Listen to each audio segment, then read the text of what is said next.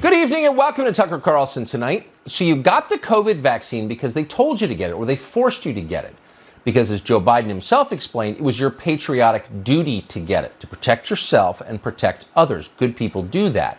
And the only way we can stop the spread of this virus and return to normal life is by taking the vaccines. If you get the shot, you can have hot dogs on the 4th of July. Remember when he told you that? So you got the shot. And now, surprise, surprise, they are demanding that even after you got the shot, you wear a mask again, even when you're outside. What's going on here? Why are they saying this? There's got to be some reason for it. We've been wondering all week. So yesterday we asked the CDC to explain the reasoning behind it. They couldn't tell us. Today they did. What an explanation. It turns out that the COVID vaccines, those wonder drugs that were absolutely perfect, that were more impressive than the moon landing, the drugs you were not allowed to question in any way, don't actually work in the way they told us they did. The science is more complicated than we thought. There's still an awful lot we don't know. These are, after all, experimental drugs, and they're behaving like it. The bottom line is that a huge number of vaccinated people are getting COVID, and some of them are getting very sick, even dying. That's true around the world. It's true in Iceland, Gibraltar, Israel, in small countries with high vaccination rates that have seen big spikes in COVID cases. And it's every bit as true here in the United States. According to the CDC today, fully 3/4 of the people infected in a recent outbreak, for example, in Massachusetts, had already been vaccinated. The CDC announced that vaccinated people can carry the virus with them and they can easily spread the virus to others. As the CDC conceded, quote, breakthrough infections may be as transmissible as unvaccinated cases. Okay, so now we learned that virtually everything they told us about the COVID vaccine was wrong. Looks like we were right to keep asking questions. Keep in mind that if you had written any of what we just said on Facebook yesterday, you would have been censored immediately for misinformation, if not for a hate crime. And yet now, that's the official finding of the US government. Surprised? You shouldn't be surprised because science can be like that. It changes quickly. It is never really settled, despite what they tell you. If the Biden administration had just admitted that from the very beginning, we'd be a lot better off right now. Most Americans understand that medicine is complicated. Even great medicines, chemotherapy, for example, don't always work. And you don't know when they're not going to work because there's a lot that you don't know. Most people can live with that honest uncertainty. They can handle the truth. What they can't handle is being lied to relentlessly by their leaders and then shamed if they ask questions. And that's exactly what's been happening. You remember just a few weeks ago, it was July 8th, that Tony Fauci was asked directly by a reporter whether this vaccine would work against the new Indian variant, the Delta variant of COVID. Now, the honest answer would have been, we're not sure, or we hope it does. But Fauci is a liar, so that's not what he said.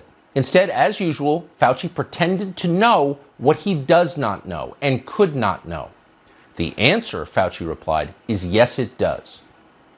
Fauci said that on the record, and he said it more than once. They all said that again and again and again every day, and they shouted at you if you asked a follow-up question.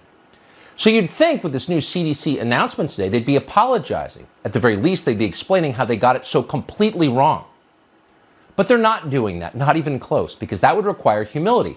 It would force them perhaps to relinquish some of the immense power they have gathered to themselves over the past 18 months, and there's no chance of that. So what they're doing instead is blaming you for the whole thing. They're punishing the country for the disaster that they made. It's your fault. Here's the White House today announcing that a new round of crushing lockdowns could be on the way. If scientists come to you at some point down the line and say, it is our opinion that there should be shutdowns and there should be school closures, you would do that? Well, we listen to, like I said, we listen to the CDC and the expert and their guidance.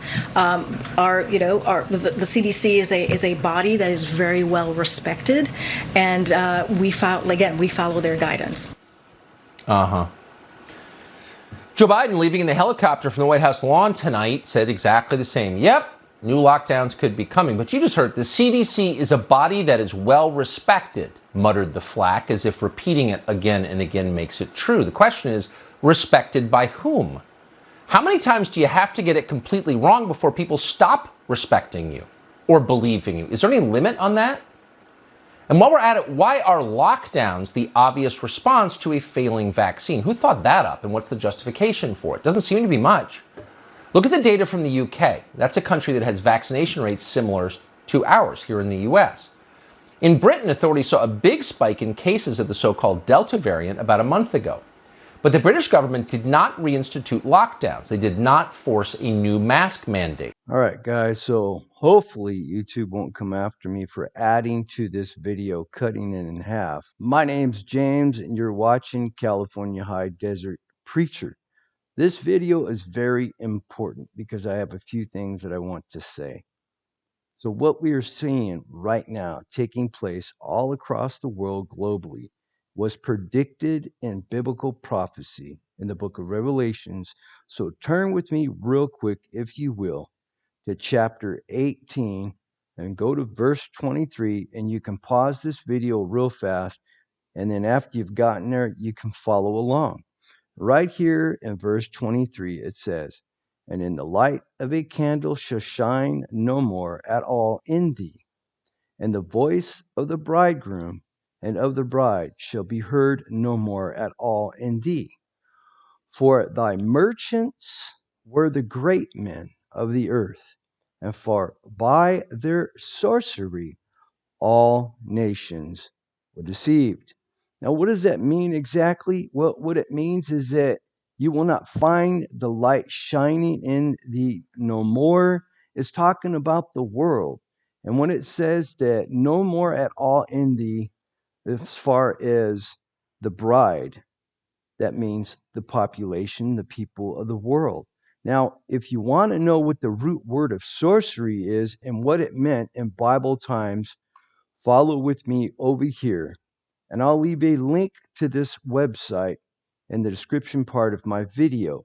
It says that sorcery in the Bible times meant pharmakeia, or modern medicine. So if you see where I have it highlighted right here, it says that this is the form, the Greek mageos. It means sorcery, magician, or wise man. Okay. And so basically what this is trying to tell you right here in the book of Revelations, chapter 18 of the 23rd verse, and I'll reread it with the proper understanding of what sorcery meant when the Bible was written.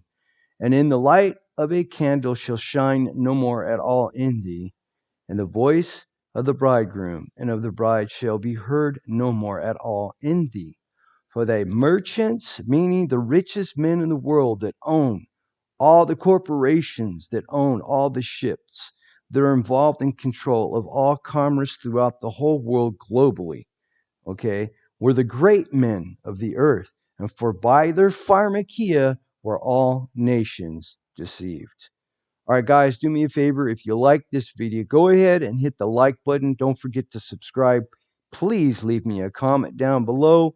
I make these videos not just because I want a tool of ministry, but I want to be able to interact and dialogue with those who are subscribers and viewers of this channel. Remember, Jesus Christ loves you. He's the only way and the answer to every problem man has. I love you, and so does my wife. God bless. Have a great day.